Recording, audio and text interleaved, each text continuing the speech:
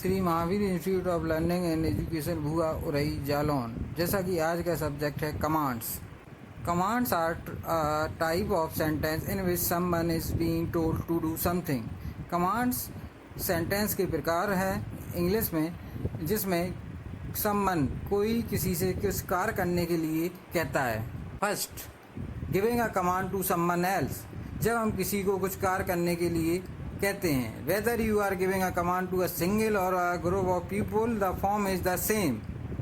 We just use infinitive form of verb without to and use no subject. इसका मतलब यह है कि जब हम किसी भी सिंपल सेंटेंस को कमांड फॉर्म में बदलते हैं तो वहाँ पर हम वर्ब की फर्स्ट फॉर्म को रखते हैं और सब्जेक्ट को हटा देते हैं। जैसा कि इसमें लिखा है, Here is how it works. Below is an example of regular inductive sentence with the subject and verb. इसका मतलब यह है कि जो एग्जाम्पल दिया गया है उसमें सब्जेक्ट और वर्ब दोनों ही हैं।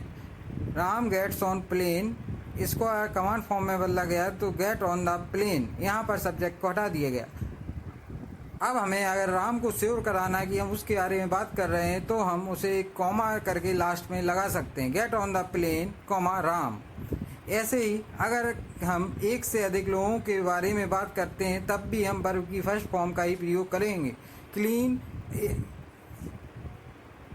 योर रूम कॉमा वॉइस, तो वॉइस यहाँ पर बहुवचन है, फिर भी यहाँ पर हमने क्लीन का ही उपयोग किया है। Negative commands, when we want to tell someone not to do something we simply add do not. जब हम किसी को कुछ करने से रोकते हैं तो डू नॉट के द्वारा वहाँ पर कमांड देते हैं। जैसे do not smoke, it is bad for your health. Smoke मत करो, यह स्वास्थ्य के लिए हानिकारक है।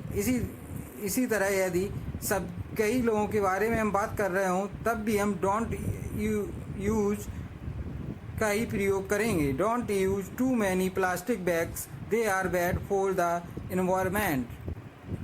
Third, command with let's. When we want to make a suggestion to group of people and we are included in that group, we use the word let's and then the verb in infinite form. इसका मतलब यह है कि जब हम किसी समूह को कुछ सलाह देते हैं और उस समूह में हम खुद जुड़े होते हैं तब हम लेट्स का प्रयोग करते हैं और साथ में वर्ब की इनफाइनेटिव मतलब वर्ब की फर्स्ट फॉर्म का प्रयोग करते हैं। इसमें भी सेम रूल अप्लाई होता है कि यदि हम सिंगल पर्सन के बारे में बात कर रहे हैं या ग्रुप के बारे में बात कर रहे हैं तो लेट्स का ही प्रयोग किया जाएगा। It is a beautiful day, यह एक सुंदर दिन है। Let's go to the park for a picnic, park में पिकनिक के लिए चलते हैं। Fourth, command with let's, negative commands with let's. When we want to say that we should not do something, we can use the let's and the word not, then the verb infinitive.